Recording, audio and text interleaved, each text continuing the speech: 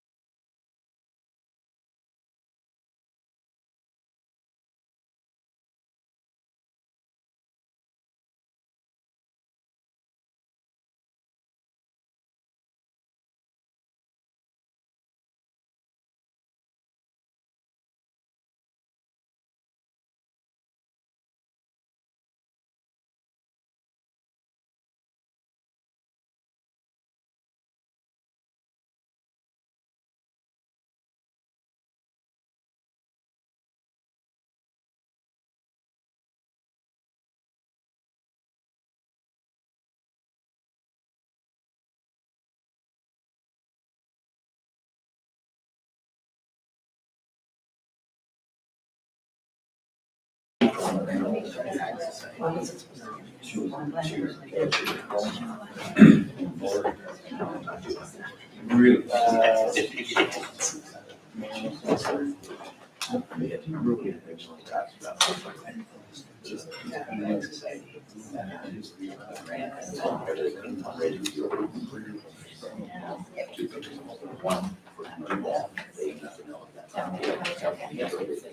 Yeah. To lighten the mood.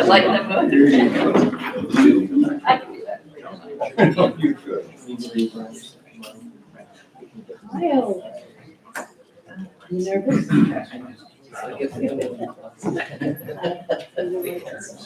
So. Bring it up.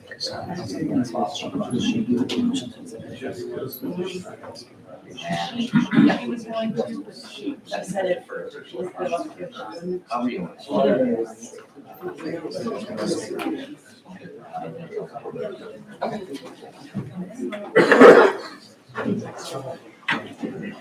Yeah.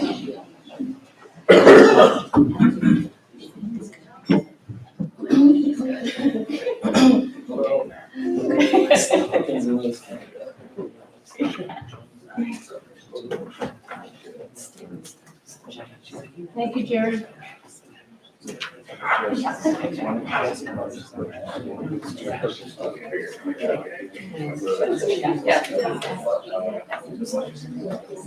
I still.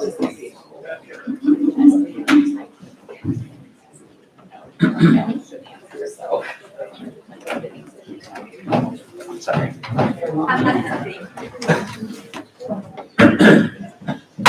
Okay, call the meeting to order, please. Roll call, Cassandra.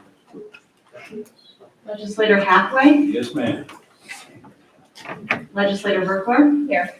Legislator Moser has been excused. Legislator Gilbert. Here. Legislator Chartrand. Here. Legislator Morahan. Here. Legislator Leviker. Here. Legislator Osborne. Here. Legislator Nellenbach. Here. And Legislator Dahlhoff. Here. Please stand for the invocation and the pledge. Legislator Hathaway, if you would lead us in the invocation, please. Father, I always say it and I always mean it. Thank you for the benefits you bestow upon us. Many of them are known, many of them are unknown, but we appreciate all of them. And Father, I wish you please reach down and help those that have lost loved ones. Give them strength, help them remember the good times, and help them through their troubled times. And I wish you'd do the same for those in our county that need your healing hand. Please reach down and touch them and touch those that are caring for them, the family, the friends, the caregivers, the medical staff, and those people in the county that come to work every day to help their fellow citizens. Protect them, help them continue to do their good work, and let them know they're appreciated. And Lord, would you please help our country to come together? We can't do it without you. We need your help. And please guide the board with our decisions. Help us do the best we can for the citizens of Lewis County. Thank you. I pledge allegiance to the flag of the United States of America and to the republic for which it stands, one nation, under God, indivisible, with liberty and justice for all.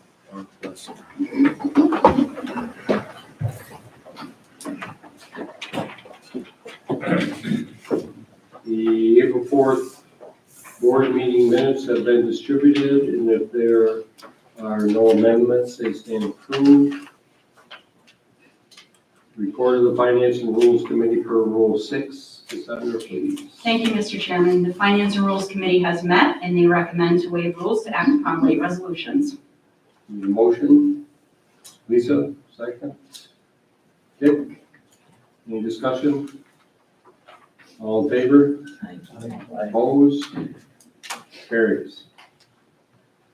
Proclamations. We have 3 proclamations, which we will start with May as Mental Health Month. Thank you, Mr. Chairman. Whereas the area that someone lives in plays a significant role in their overall health and well-being, and whereas surroundings can impact if, how, and when a person's needs are met, which in turn affects mental health. And whereas having safe, stable, and healthy home conditions set the foundation for achieving and maintaining good mental health. And whereas With early and effective interventions, those individuals with mental health conditions can recover and lead full, productive lives. And whereas each business, school, government agency, healthcare provider, organization, and citizen shares the burden of mental health problems and has a responsibility to promote mental health wellness and support prevention efforts. Now therefore I, Lawrence L. Dahlhoff, Chairman of the Lewis County Board of Legislators, do hereby proclaim May 2023 as Mental Health Month in Lewis County, New York.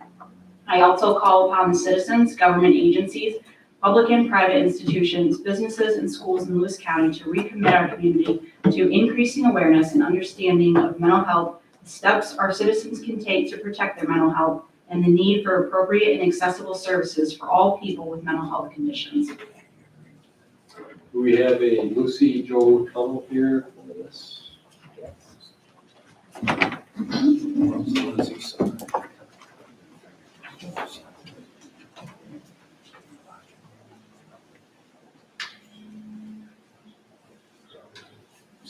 Thank you. On behalf of the-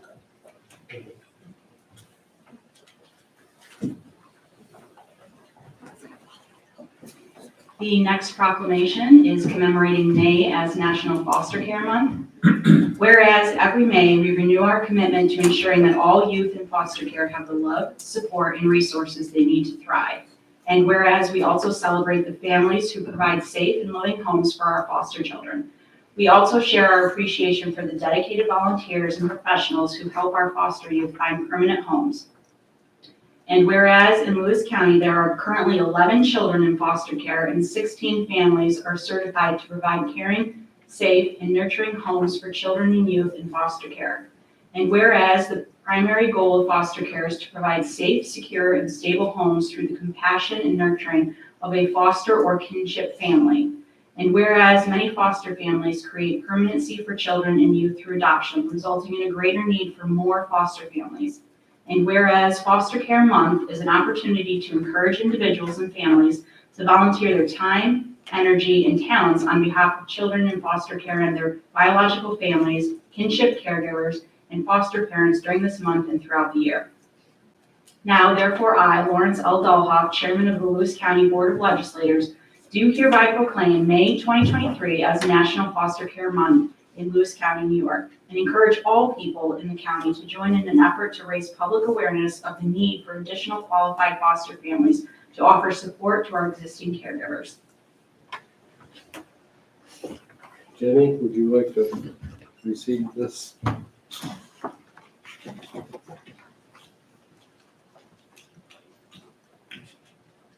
can do. Thank you, Larry. Thanks, everybody.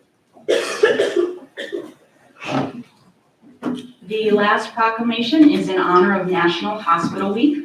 Whereas National Hospital Week celebrates hospitals and the healthcare providers who, day in and day out, support the health of our communities through compassionate care, constant innovation, and unmatched dedication. And whereas individuals across the United States will be celebrating this time-honored event.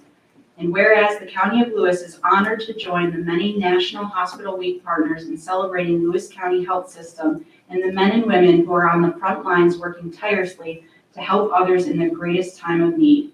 And whereas the County of Lewis recognizes that the hard-working people who make up Lewis County Health System deserve universal regard and appreciation for keeping our community healthy.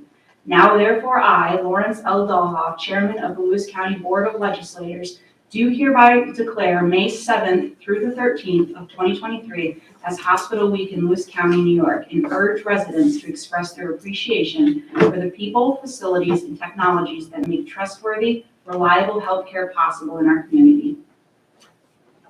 Mr. Kayer, would you receive this commemoration from the hospital?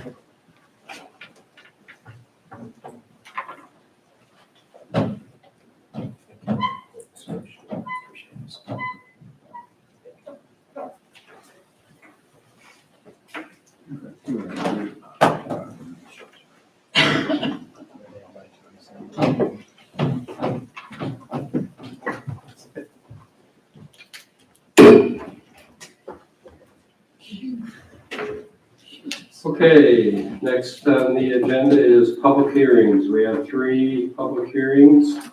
CDBG project number 636 ME 980-21, Lewis County Micro Enterprise Program. Second is CDBG project 636 HO 133-20, Lewis County Home Ownership Program.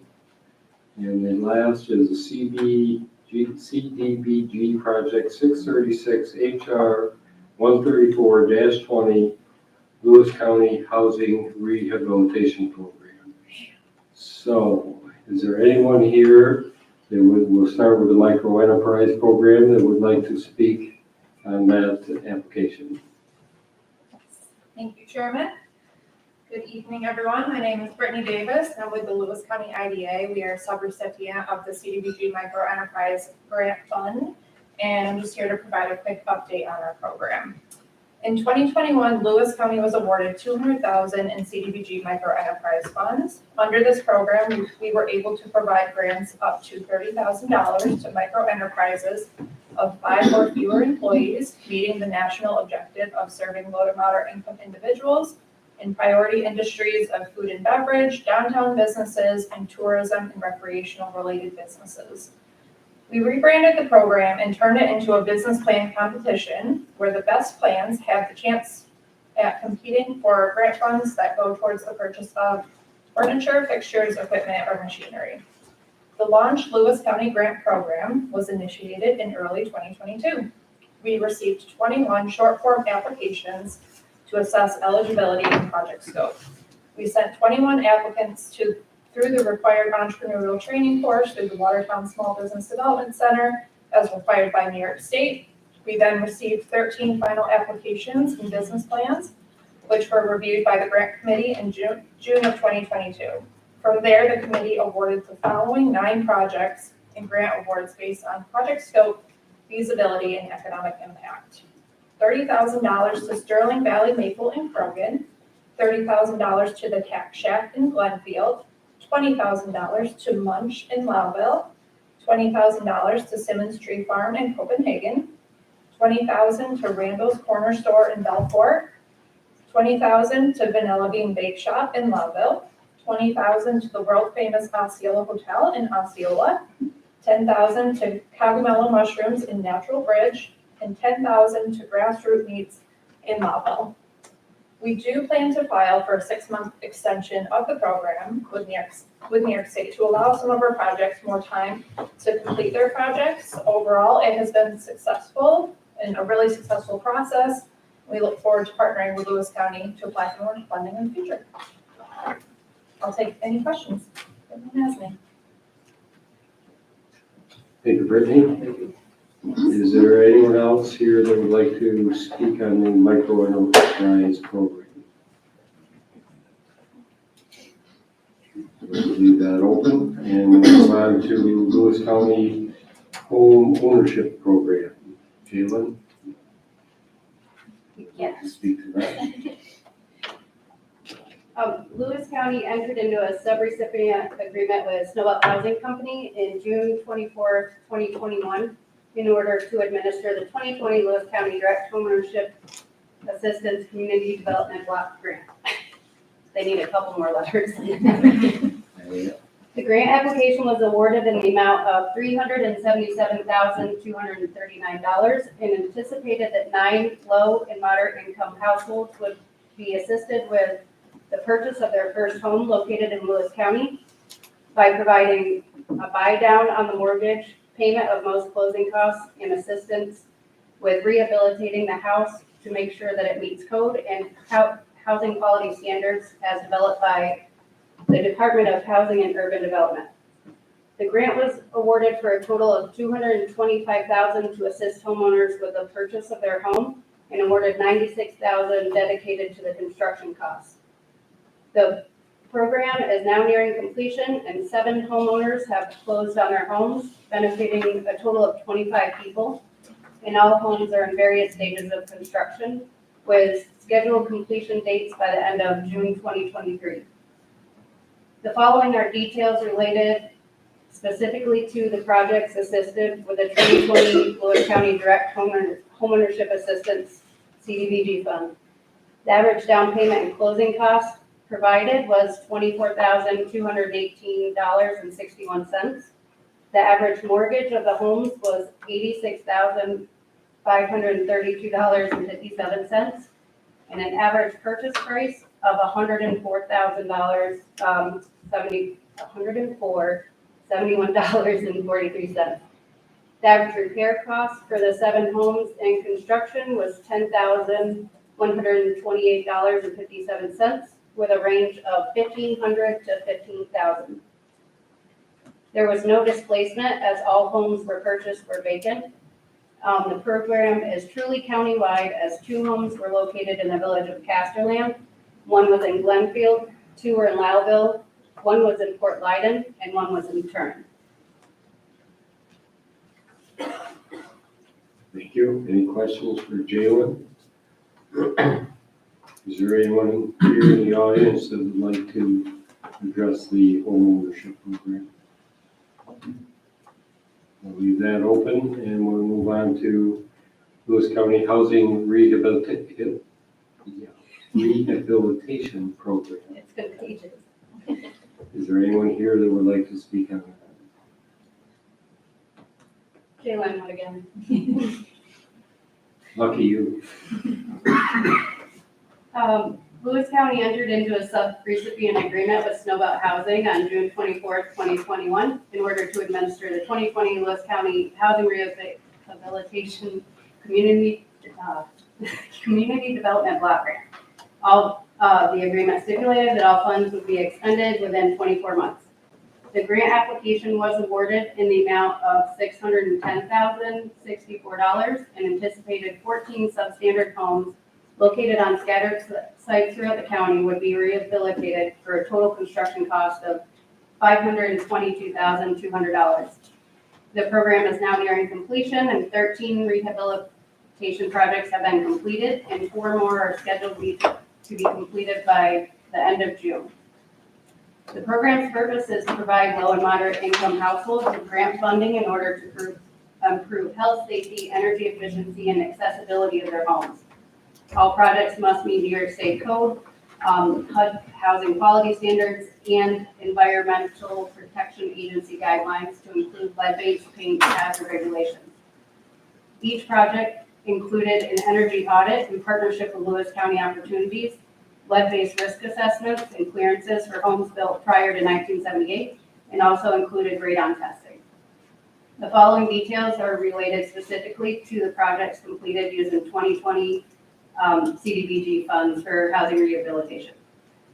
The rehabilitation work completed included all single-family housing units. All contractors that worked on our project lived in Lewis County. There was no permanent displacement or relocation of homeowners. 70% of the projects consisted of female head of households. 35% were senior citizens, and 2 of the projects included accessibility modifications.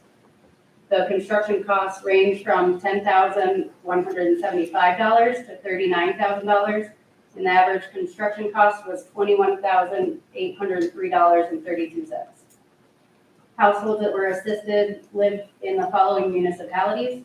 2 were in Boonville, 2 in Krogan, 1 in Denmark, 1 in Diana, 4 in Lowville, 1 in Lionsdale, 3 in Martinsburg, 1 in New Bremen, 1 in Osceola, 1 in Port Leyden, and 1 in West Turner.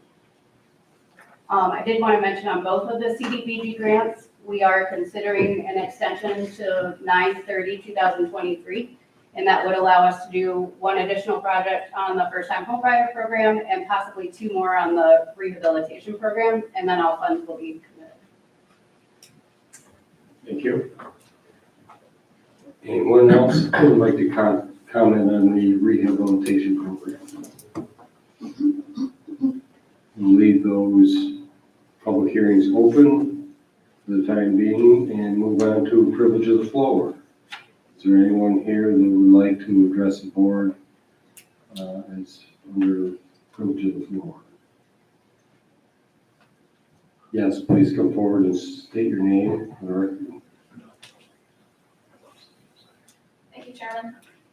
My name is Nicole Turk, and I just want to introduce myself. I'm running for Lewis County Sheriff, and I'll be available after the meeting if anyone would like to meet with me. Very good. Thank you. Anyone else? Move on to the clerk of the board report. Assignment, please. Thank you, Mr. Chairman. Cattaraugus County submitted a resolution titled opposing Senate Bill 6282. Franklin County submitted a resolution titled in support of efforts to improve probation and alternatives to incarceration in New York State to protect the public and reduce reliance on prisons, jails, and detention.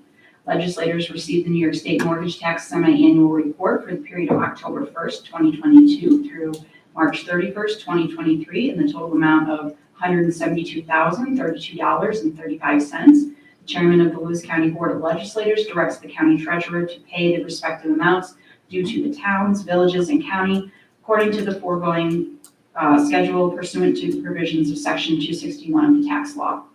Building and Fire Codes official Jonathan Rose submitted a letter regarding a condemned property located at 4961 State Route 410 in the village of Casterland. Sealer of Weights and Measures Brian Mooney submitted his March summary of field service report, which has been placed on file. That concludes my report. Thank you. Move on to the standing committee reports. Tom, would you start us off with financial rules? All right, thank you, Mr. Chairman. I got a small report here from the Board of Elections. The Lewis County Board of Elections has been working on several projects over the last month. They've completed a redistricting of all election districts and updated 19,437 voter records for the upcoming 2023 election season. They have received and processed 141 designating petitions for county, town, and village offices. The offices started to distribute independent petition information, which will be filed by candidates no later than May 30th. They have also programmed and held Village of Lowville elections on March 21st and have begun preparing the Lewis County School District elections to be held on May 16th. And the upcoming countywide primary election to be held on June 27th.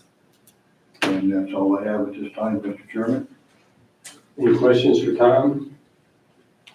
If not, we'll move on to General Services Committee with Ian Gilbert. Thank you, Mr. Chairman. I have a brief update on the work that's been going on at the jail. On April 17th, Elk Specialty Flooring was able to get started on the new epoxy floor for the inmate area of the jail.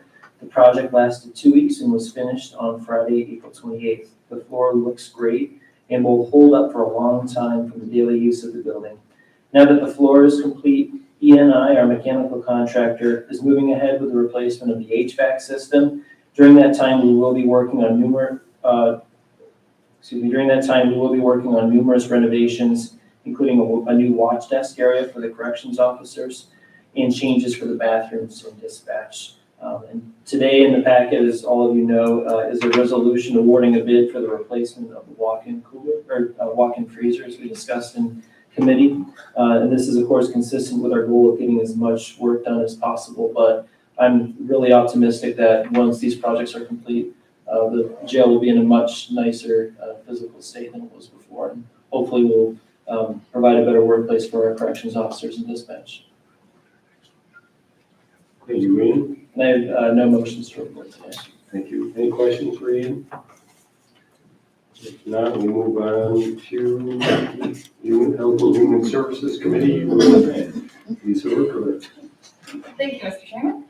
An update from Lewis County Office for the Aging. They have recently partnered with a business called Blooming Health, which is an automated communication system.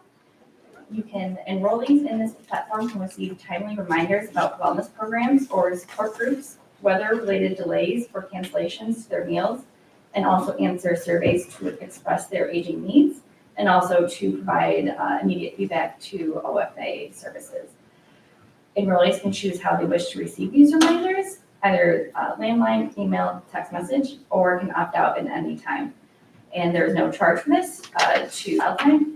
The phone call, it'll come directly from OFA, so numbers, and it will be cute. Yeah. And I also just encourage the meals, the salads that they, I had to redefine print. I cannot get them because I'm not 600 days. Right. Motions? Any questions for, we'll move on to, This was travel. Hospice has received 14,000 in restricted donations for Lewis County Hospital at the end of 2022.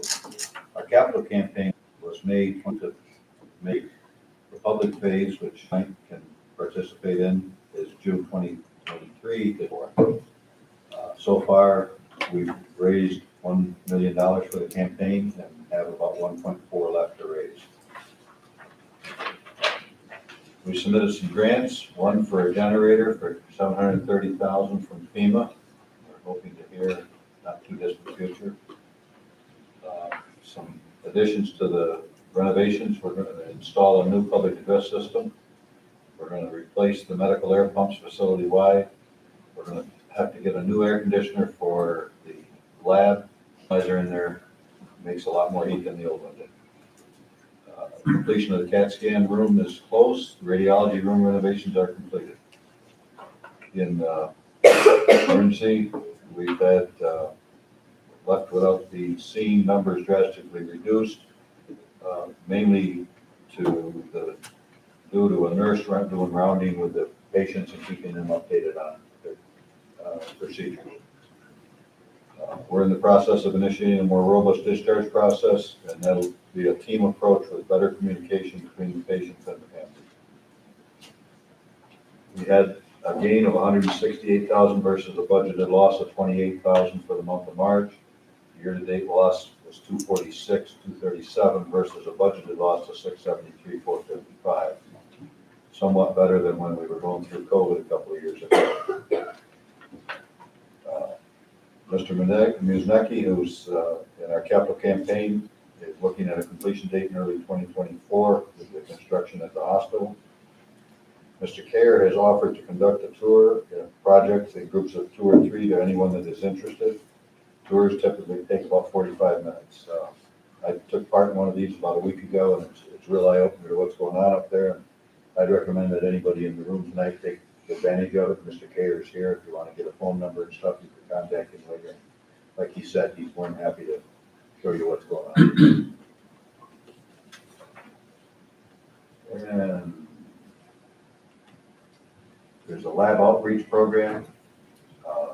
It's a lease with Lowell Medical Associates. And the rumor on the streets that we took that away from them is totally wrong. They came to us, asked if we could help with a problem that they weren't making any money at. We said we'd look at it. We talked to them. We came to an agreement that's suitable to all the patients as well as the workers at both areas. The samples are going to be drawn still at their place. They come back to the laboratory for on-site testing, and then the results are released. That concludes my report. I would like to leave time for Mr. Kerr for a couple of comments that you may want to make. thank you, Dick. Any questions for Dick? If not, we'll invite Mr. Kerr for a couple comments. All right, thank you. Thank you, Dick. Thank you, Larry. I just want to reflect that I shared with the Board of Managers and presented the 2023-2025 strategic priorities document and the supporting document, which is the 2023 measures of success for their review. At this month's meeting, at the end of the month, I will receive feedback from the Board of Managers. We'll adjust it accordingly and look for them to approve our strategic priorities. I have shared a copy of both documents with Mr. Fichet, and he certainly should feel free to share it with you and review it. If you have any questions, your feedback would certainly be welcome. I also want to take the opportunity as part of my report to thank the Board of Legislators for their support of our building project. It's really pretty exciting, and if you haven't seen it for a while, I would encourage you to come. We are making a generational investment to ensure that healthcare will be available to our community for decades. It isn't for next year or the year after, it's the long-term view. And I spent nearly 2 years presenting to the Board of Legislators why this was an important initiative, as we also work with the Board of Managers. I'm excited to say, but I can only give you a certain amount of information, that we have assigned a new physician who will be joining us later in the summer, early fall. I expect next month we'll be able to introduce the name of this position to our community. We were investing in our building for a couple of reasons. One, the building was old and in need of update.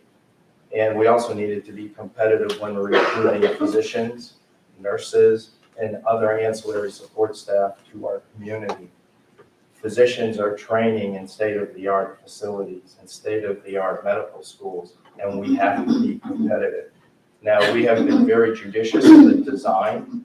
I'm often asked, what about the bells and whistles? I look at it as what is necessary for safe patient care, for quality patient care that's appropriate for a rural health system. And that's how we have to think of it. There is not a lot of glass and brass. So I think we've been good stewards of the resource, and that is possible because of you. So we already have signed a significant provider who will be joining us shortly. We've seen an increase in our nurse recruiting efforts, led by Carrie Herbine and Marcy Teal and Jessica Skip. They've done great work there. And I'll close with introducing Carrie Herbine, our Chief Operating Officer, to you, and his wife Janice. They're joining us tonight. And if you haven't had a chance to say hello, perhaps after the meeting, that could happen. And that's my report, unless you have any questions. Jerry, I thought that the maternity reach out that you did with the signs in urban areas, I thought that was pretty cool. That was outside of the box thinking. Well, thank you for mentioning that, Phil. I appreciate that, and I probably should report that to this group. We have digital advertising in Queens, New York, in the Elmhurst section of Queens, which has about a dozen OBGYN practices and a large hospital. And we're also doing something similar in Buffalo at Children's Hospital, where they have their deliveries. And we're really, and I reviewed this with Brittany, we're really focusing on why someone should consider us. We have, we're safe, we're a walkable community, clean air, or fresh air, and great schools, and just a wonderful environment. So there we are in the large urban centers, letting doctors know there's an alternative to the rat race of the large cities. And we sort of put these signs in places where they're leaving work from a tough day and really wondering why they are there. We're going to give them an option. And in addition to that, working with Sean Harney, Dr. Harney, we are working with 6 recruiting groups in addition to that. So I think we got to be patient. We're in it for the long haul, and we always want it yesterday, but we are on a good path, I think, and I'm feeling encouraged. And your support there, as well as the support of the Board of Managers, has been crucial for us moving forward. Have you had any direct feedback from the signs yet? No, not yet. The lights went on, I think, Sunday or Monday, so it's pretty early. And today I didn't have much desk time, so, but I think it's going to start. I believe we're going to get some attention that goes beyond the Watertown Times. All right, thank you. Thank you. Project managers report. Jim, where you at? Again, I'd like to thank the board and the county manager for the opportunity to report. One thing I want to start off with is the excellent quality of work that you have in receiving of the DSS. The quality is above industry standard and what I'm used to. There are several reasons that have led to this. One of them is too often on construction jobs you have stacking of trades. That's when the electrician's working next to the plumber, the carpenter's trying to put up the ceilings. Our building did not go together like that. The trades had the space they needed to produce a high quality product. Another item that often leads to less than high quality project is worker density. That's when you try to have 3 guys putting carpet in the room, 6 or 7 drywall finishers trying to finish the building. That didn't happen. We had a few installers, 2 drywall finishers, a couple painters. So we didn't experience worker density issues. That also can lead to lower than satisfactory work. One of the most important things, the building was finished under natural light. The windows were in. It was also finished under permanent lighting. Too many projects I've seen in the past, you have to keep moving, there's a deadline. Buildings are finished with poly on the windows, let's move the light in, the temporary light bulb in the middle of the room. You finish, you turn the lights on, and sometimes you want to duck. It's that bad. And if anyone's up there, you can notice the high quality that the county is receiving on that end of it. We've also met with Ryan today. We update the schedule monthly. We're proceeding pretty much on course. The schedule is getting tighter and tighter on the main buildings, but we're pushing hard with the contractors to meet the dates. But if you get a chance to walk through the building of the DSS, I would highly recommend it because it is a very high quality project. Nicholas will give you the specifics on the buildings. I'll start down at the DMV project. Last week, we had a above ceiling inspection to ensure that the engineers are happy with all the work that goes above the ceiling. Before that gets buttoned up, this week the contractors are going to address, there's only a handful of items on there, and the ceilings will be going in. Flooring is happening this week, walls are painted, door frames are going in. It's looking real good. Shortly, the exterior around the building, the exterior work will begin. Over up at the DSS, like Jim stated, the building is very high quality. It's basically almost done. We're still waiting on our infamous breaker. Hopefully within the next couple of weeks, it's supposedly supposed to ship. But the last couple things are trickling in. The last couple of the last little bit of casework, last couple doors, some ceilings. The folding partition is just arriving this week. Basically, that building is done. The last little bit of door hardware has got to go on. Same thing with the maintenance garage. Just got to put some toilet fixtures up in and basically clean it out. And that building is pretty much completed. The site work up there, patio is almost complete. Backfill and pave is pretty much all that's got to go on up there as far as the outside. Down at the highway facility, the contractors have started going across the entire site work there and fine grading, bringing the site up to where it's going to be. Highway garage itself, the mezzanine area, the concrete has been placed. The slab on grade will be placed this week. Parts of it, some of it was last week. The walls and offices will be starting shortly down there. And again, the site work is starting on the other end of the campus, but it'll be moving that way. DOT work is in real good shape. The entrance are almost up to the guardrail section of it, so it'll be the next little topic we have to get through. And other than that, it's moving very quickly. Does DOT have a rep there watching us? Yep. No news is good news. That everybody seems happy. Where is the electric component being shipped from? I have no idea. We don't know if they know. I don't know. Yeah. I know the supplier is Cooper, but other than that, I'm not sure where exactly it's shipped from. Missing one main breaker. Amazing. Any other questions for Nick and Jim? Thanks. Thank you, and we'll move on to the county manager report, right? That's one. Thank you, Mr. Chairman.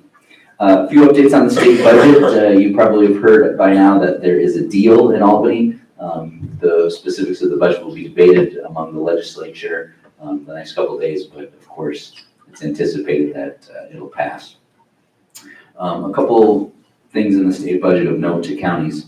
The first is that you probably recall, and you've seen the marketing and the reach out from NISAC. They were fighting really hard on this concept of the enhanced FMAP funding. It's basically funding that goes to counties to administer Medicaid, because counties in New York administer Medicaid, which is typically a state function across the United States. There's only only two states where county governments, local governments, administer Medicaid. So we have for many years, with support of Senator Schumer, received administrative funding the same way a state would.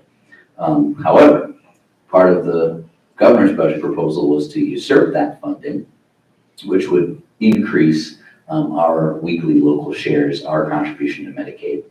And for us, that amount of enhanced FMAP funding is about $700,000, $780,000 a year. The compromise, if you could call it that, in the budget is that the state will claw back 25% of FMAP funding from counties this year, 50% next year, and 100% in 2025. So over the next 3 years, we will have to carve out room in our budget to accommodate another $750,000 to $800,000, which in a $60 million budget is doable. But remember, our tax cap every year is only around $400,000 to $500,000. So, you start playing with those margins, and you can see why counties were really hoping for a better outcome with this. But that's what has been agreed to at this point. The second piece of the budget that we've been tracking is the Part N, which establishes a standardized assessment model for green energy projects. Obviously, Lewis County is home to the most windmills in New York State, and we've built very friendly energy development policies here in our community, and we've had mutual benefit with developers from those relationships. But we obviously are nervous about the state usurping our authority to negotiate tax assessment and pilots with these developers. And it appears that they have included that in the budget, which we suspected. We suspected that language was going to be included. Now we have to fight to make sure that there's language grandfathering existing projects or recognizing that existing pilot agreements have value to host communities, and that nobody is well served by those being eroded. So we have to continue to work on that. I, at this point, believe we have the ear of the governor's office. We've got NISAC as a partner. We have Park Strategies as a partner. We have, of course, our state senator and state assemblyman as a partner in that fight. So I think that we can get that done here in this legislative session. But it was unfortunately not done in the budget. So as I said, the budget is being debated for legislative approval. The final version will probably pass sometime later this week, I would guess. May 31st is our goal for the ribbon cutting ceremony at DSS. That is all dependent, as Nick and Jim talked about, all dependent on the arrival of that breaker. Once the breaker arrives, we have about 2 weeks of balancing, and then we can really turn the building over. So if everything goes as planned, we're shooting for a May 31st ribbon cutting ceremony. So try to hold your calendars for that date if you can. Another ribbon cutting ceremony is this Thursday for the number 3 wind farm project. It will be held at their project headquarters on number 3 Road at 10:30. I know Lisa's going to be there, but if anyone else would like to attend, let me know and we'll make sure you're on the list. When is that? Yes, Thursday, this Thursday at 10:30. Yep. I don't want to step on Eric's toes, but I do want to mention that the 2022 audit is complete, and we will have our auditors presenting at next month's board meeting. They'll be here June 6th to present. Eric can talk more specifics and details about that, but I wanted to give a shout out and kudos to Eric's staff. Another great year, great partnership with our auditors, and another clean audit will be delivered, we anticipate. But we have a lot of new folks in new financial positions in the county. All 3 of the fiscal manager positions that the county have new people in them. So public health, DSS, and highway all have new fiscal managers. So that's been a learning curve for those folks, but they've done a wonderful job. And Eric's team of professionals that have been there for a while have certainly helped lead the charge on that. May 17th is the Economic Development Conference at Three Willows. It's the second annual Economic Development Conference hosted by Naturally Lewis in the Chamber of Commerce. I attended the first year. It was wonderful. We had 2 tables of county participants there, and we have 2 tables again this year. So if anyone wants to attend and learn about initiatives going on in our community, but of course, other economic development ideas and networking, it really is a nice event. So it's May 17th at Three Willows, and if you want to attend, just let me know, and we can make sure you have a seat at one of our tables. And then lastly, I should have probably done this last month, but I do want to give a shout out to Crystal Collette, who has moved on from the Director of Office for the Aging here at Lewis County. She is Special Assistant to the Commissioner of Aging Services in New York State. And I'd just like to say that the county was well served by Crystal's energy, intelligence, and empathy.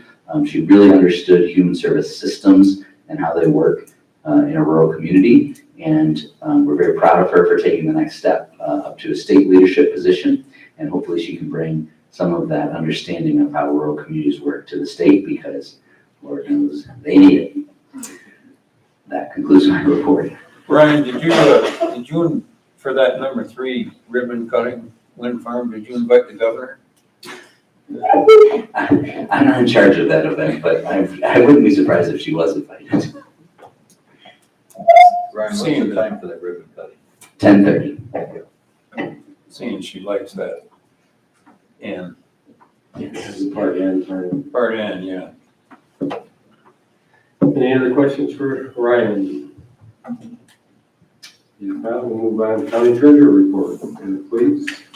Thank you. You have my written report. I really don't have much to add. I would thank Ryan for his comments on the audit. April is definitely a busy month as we wrap up that audit. I've seen improvement in my 3 years of completing the work for that. So it's definitely getting easier every time we get through it. We also then have to finish our reporting to New York State by the end of April, and that is done. So happy to have April finished. And I would also just call attention, there's a note in my report on our health plan fund balance. We continue to monitor that. It's not going up. So we will have to pay attention to that for the next couple of months and see if we can turn that around. That is all I have. Questions for Eric? We'll go back to the 3 public hearings. Is there anyone here that would like to make a comment on any of the public hearings? See no hands, we will close the public hearings and move on to the report of the Finance and Rules Committee for Rule 7. Thank you, Mr. Chairman. The Finance and Rules Committee reports that they have examined the claims presented for payment in the total amount of $3,279,666.28 and recommend that they be audited and allowed for the amounts claimed. Need a motion? Lisa, second by Josh. Any discussion? All in favor? Aye. Anyone opposed? And the motion carries. Moving on to resolutions, consent resolutions, we're going to pull number 76 and number 91. Are there any others that people would like to vote on separately? If not, a motion to pass the slate of consent resolutions. Phil, second by Lisa. Any further discussion? All in favor? Aye. Anyone opposed? And the slate of consent resolution carries. Back to individual resolution number 76. Resolution number 76-2023 is auditing and allowing claims in the amount of $3,279,666.28. Someone like to move it? Andrea, second by Lisa. Any discussion? And this is a roll call. Legislator Burkler. Yes. Legislator Gilbert. Yes. Legislator Moorhan, Yes. Legislator Nullenbach, Yes. Legislator Hathaway, Yes. Legislator Mosher has been excused, Legislator Chartrand, Yes. Legislator Leviker, Yes. Legislator Osborne, Yes. and Legislator Dolphin. Yes. Now to number 91. Resolution number 91-2023 is a resolution in support of Northern Federal Credit Union's application for designation of a banking development district in the town of Diana area. Moved by Dick, second by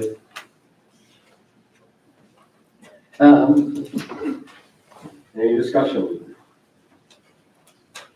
All in favor? Aye. Anyone opposed? Motion carries. Other business, is there any other business that we need to attend to?